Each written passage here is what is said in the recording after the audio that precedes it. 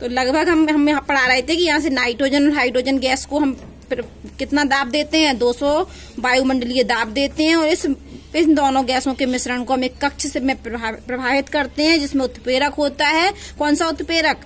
Iron oxide.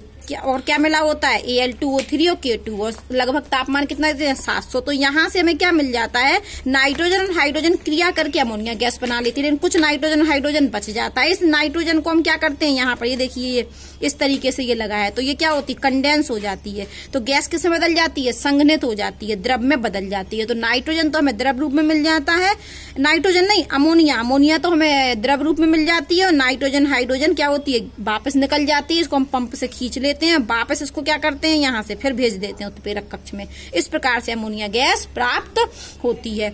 और अब गुण पढ़ लीजिए। अमोनिया एक क्या होती है? तीखी गंध वाली रंगहीन गैस है। कैसी गैस है? तीखी गंध वाली, बहुत गंध आती है इसमें, और रंगहीन गैस है। और इसका हिमांक कितना होता है? 198.4 केल्विन, और क्वथनांक बॉइलिंग पॉइंट होता है 239.7 केल्विन। और ये जल की भांति ही हाइड्रोजन बंध बनाती है। ठोस और द्रव अवस्था में ये क्या करती है? हाइड्रोजन बंध बनाती है। और ये हाइड्रोजन बंध बनाने के कारण अमोनिया अपने समान द्रव्यमान वाले और ऑर्गेनिक कंपाउंड से इनका गलनांक और क्वथनांक ज्यादा होता है। NH3 जो होता है, इसके समान जो और ऑर्गेनिक कंपाउंड है जिनका द्रव्यमान इतना ही है नाइट्रोजन अमोनिया जितना, तो अपने समकक्ष अपने द्रव्यमान के आधार पर, तो ये अमोनिया का जो भी मॉलिक्यूलर द्रव्यमान है, आणविक द्रव्यमान है, और कोई ऑर्गेनिक कंपाउंड है जो उसका भी आणविक उतना द्रव्यमान है, तो अमोनिया का गलनांक और क्वथनांक ज्यादा होता है। क्योंकि हम आपको पहले भी पढ़ा चुके हैं कि जिन यौगिक में हाइड्रोजन बंध उपस्थित होता है उनके गलनांक और क्वथनांक ज्यादा होते हैं। तो यहाँ हम ये कहना चाह रहे हैं कि अमोनिया में भी हाइड्रोजन बंध पाया जाता है, इसी वजह से अमोनिया के गलनांक और क्वथनांक के मान ज्यादा होते हैं उन ऑर्गेनिक कंपाउंड से जिनका मॉलिक्यूलर मास कितना है? अमोनिया के बराबर है। तब क्या? क्योंकि बॉइलिंग पॉइंट क्या होता है? मॉलिक्यूलर मास के समानुपाती होता है। तो जब मॉलिक्यूलर मास समान हो तो बॉइलिंग पॉइंट का मान समान होना चाहिए, लेकिन अमोनिया में क्या पाया जाता है? हाइड्रोजन बंध, इसलिए इसके गलनांक और क्वथनांक ज्यादा होते हैं। अब यहाँ पर आप समझ लीजिए, थोड़ा सा अमोनिया का स्ट्रक्चर बना देते हैं। ये अमोनिया है, इसके पास होते हैं 5 इलेक्ट्रॉन, तो एक ने तो हाइड्रोजन से सहसंयोजी बंध बना लिया, यहाँ पर क्या बच गया? ये लोन पेयर बच गया। तो अब हम संकरण कैसे निकालते? बॉन्ड पेयर और लोन पेयर को जोड़ते हैं। संकरण निकालने के लिए हम क्या करते हैं? बॉन्ड पेयर और लोन पेयर को जोड़ते हैं। तो Bp प्लस Lp, तो Bp कितने हैं? 3, और Lp कितना है? 1, तो 4 और 4 का मतलब sp3 संकरण। तो इसकी आकृति sp3 संकरण के अनुसार कैसी होनी चाहिए? टेट्राहीड्रल होना चाहिए। लेकिन बैलेंस बॉन्ड रिपल्सन थ्योरी के अनुसार जब लोन पेयर होते हैं तो ये प्रतिकर्षण करते हैं, तो इसकी आकृति क्या होगी? डिस्टर्ब हो जाएगी। कोण कितना होना चाहिए? 109 डिग्री 28 मिनट ये होना चाहिए। लेकिन ये क्या होता है? ये लोन पेयर की उपस्थिति की वजह से, लोन पेयर की वजह से क्या होता है? चेंज हो जाता है। क्या हो जाता है? चेंज, विकृत हो जाता है। तो आकृति हो जाती है इसकी पिरामिडियल, और कोण हो जाता है इसका 107.8 डिग्री। ठीक है, ये होती है। तो अमोनिया की आकृति कैसी होती है? पिरामिडियल, बिल्कुल एमीन की तरह। जैसे एमीन पढ़ाया था, एमीन में होता है, वैसे ही एमीन में क्या होता है? यहाँ पर कोई आर ग्रुप जोड़ दें, एल्किल ग्रुप जोड़ दें, तो एमीन की तरह अमोनिया की भी आकृति पिरामिडियल और कोण 107.8 डिग्री होता है। अब हम थोड़ा और कुछ पढ़ते हैं। सबसे पहले यदि हम अमोनिया को लें और अमोनिया की अभिक्रिया हम जल से करा दें, किससे करा दें? जल से। तो ये क्या करता है? अमोनिया रिवर्सिबल होती है। अमोनिया क्या करता है? इस H+ आयन को ले लेता है, इस यहाँ से H+ आयन को ले लेता है और NH4+ आयन बना लेता है। क्या बना लेता है? NH4+ ion. और यहाँ पर क्या बचा? OH-। अब बात को समझिए, अमोनिया ने क्या किया? अमोनिया जल में क्या दे रहा है? OH आयन दे रहा है। अमोनिया की अभिक्रिया जब हम जल से कराते हैं तो ये क्या दे रहा है? OH आयन दे रहा है। और OH आयन दे रहा है, इसलिए ये क्या होगा? क्षार होगा। देखो बात समझे, अमोनिया की अभिक्रिया जब हमने जल से कराई तो अमोनिया जल में क्या दे रहा है? OH आयन दे रहा है। क्या दे रहा है? OH आयन दे रहा है। और OH आयन देने वाले क्या होते हैं? क्षार। और आप बात समझिए कि अमोनिया में क्या होता है? Lone pair. तो लोन पेयर देने वाले को क्या बोलते थे हम? लुईस क्षार। इसलिए जो अमोनिया होती है तो ये हमारा कैसा क्षार है? लुईस बेस है, लुईस क्षार। वापस सुन लीजिए, जब अमोनिया को हम जल में डालते हैं तो अमोनिया जल के साथ OH आयन देता है और OH आयन देने वाले क्षार कहलाते हैं और H+ आयन देने वाले अम्ल होते हैं। तो अमोनिया क्या है? क्षार। दूसरी एक और बात है कि जो लोन पेयर देते हैं वो लुईस क्षार होते हैं, जो लोन पेयर को लेते हैं वो क्या होते हैं? लुईस अम्ल होते हैं। ये आपको याद होगा। NH3 लुईस लोन पेयर देने वाला होता है, कि BF3 लोन पेयर लेने वाला होता है। तो ये हमारा क्या है? ये हमारा है लुईस एसिड। लुईस एसिड क्या होते हैं? लोन पेयर लेने वाले, ठीक है। और ये क्या है हमारा? Lewis base. क्यों है लुईस बेस? क्यों होते हैं? लोन पेयर देने वाले। इतनी सी बात है, याद कर लेना। लुईस बेस कौन होते हैं? लोन पेयर को देने वाले। लुईस एसिड क्या होते हैं? लोन पेयर को लेने वाले। तो अमोनिया क्या है? लोन पेयर देने वाला है, इसलिए इसको हम लुईस क्षार कहते हैं। और एक बात और सुन लो, अमोनिया एक स्ट्रॉन्ग लिगेंड भी होता है। क्या होता है? Strong ligand. ये आप कोऑर्डिनेशन कंपाउंड में पढ़ेंगे इस बात को। तो अमोनिया क्षार भी है, लुईस क्षार भी बोल सकते हैं, इसको हम स्ट्रॉन्ग लिगेंड्स भी बोल सकते हैं। तो यहाँ पर मैंने आपको पढ़ा दिया कि अमोनिया जल के साथ अभिक्रिया करके OH आयन देता है, इसलिए ये क्या है? क्षार है। और लुईस एकाकी इलेक्ट्रॉन लोन पेयर देने वाले को हम लुईस क्षार कहते हैं। और अमोनिया एक लिगेंड की तरह व्यवहार करती है, और लिगेंड भी कैसा वाला लिगेंड? स्ट्रॉन्ग लिगेंड, ठीक है। अब हम आगे पढ़ते हैं इसके थोड़े और गुण। तो ये क्या करता है कि ये अम्लों के साथ अभिक्रिया करके, कौन? अमोनिया। अमोनिया अम्लों के साथ अभिक्रिया करके, ये अमोनिया ले ली हमने और किसके साथ अभिक्रिया करा दी? HCl के संग। तो क्या बन गया हमारा? NH4Cl।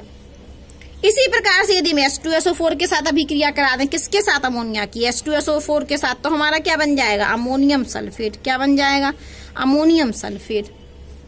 किसके संग अभिक्रिया करा दें? अमोनिया की H2SO4 के साथ, तो क्या बन जाएगा हमारा? Ammonium sulphate. हम यहाँ पर इसके 2 अणु ले लें, तो क्या निकल के आया कि अमोनिया अम्ल के साथ, ये भी अम्ल, ये भी अम्ल। तो अमोनिया की जब अभिक्रिया जब हम अम्ल के साथ कराते हैं तो हमें क्या बनते हैं? लवण बनते हैं। क्या बनते हैं? लवण बनते हैं। कैसे लवण? अमोनियम लवण।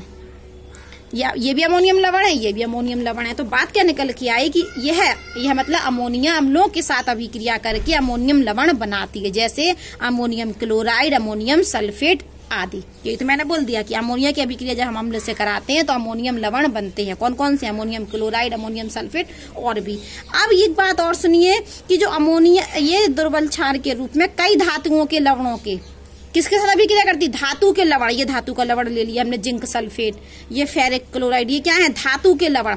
तो ये क्या करती है? अमोनिया की अभिक्रिया जब हम धातु लवण से करा दें, ये हमारा क्या है? धातु लवण। ये है हमारा धातु लवण। तो अमोनिया की अभिक्रिया जब हम धातु लवण से कराते हैं तो ये क्या करता है? अपक्षेपित कर देता है। किसमें? लवण, धातु लवण को। किसमें? हाइड्रोक्साइड में। तो ये देखिए यहाँ पर जिंक, ये जिंक सल्फेट था, ये लवण था। तो अमोनिया ने क्या किया? हमने अमोनिया का जलीय विलयन ले लिया। अमोनिया जल में क्या करेगी? ये बनाती है ना NH4 और OH आयन, तो ये मिलकर क्या देंगे हमें? Ammonium hydroxide.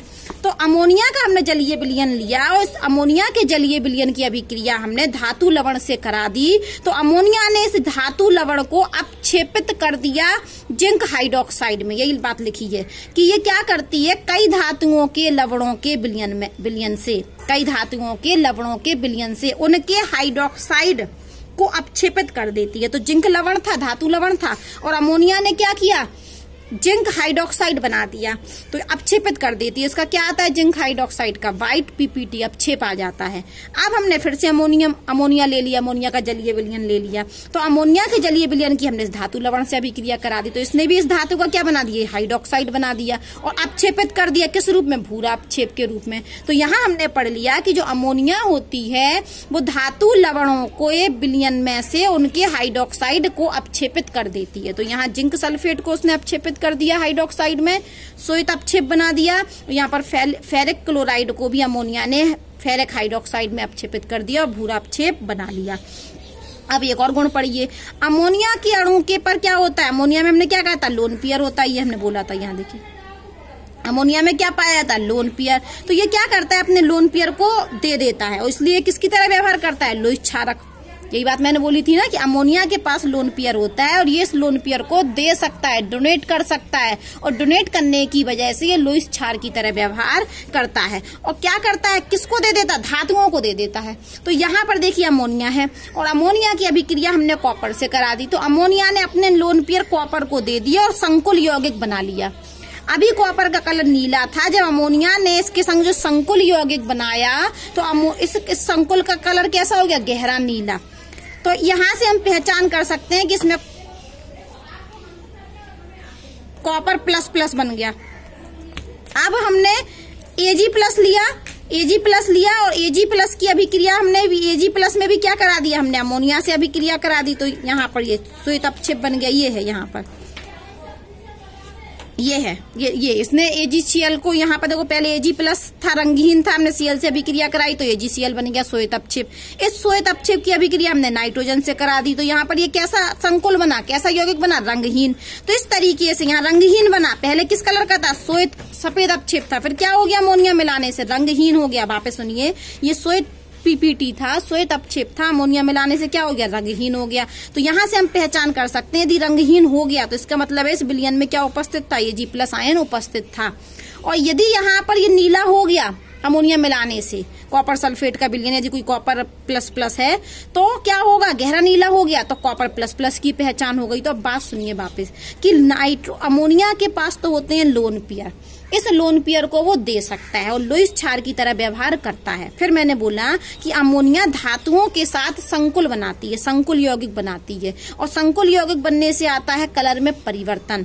तो हम इस तरीके से कॉपर प्लस और Ag+ जैसे धातु आयनों को पहचानने में अनुप्रयोग कर सकते हैं, मतलब Cu++ और Ag+ आयनों की पहचान में इसका उपयोग कर सकते हैं, किसका, अमोनिया का।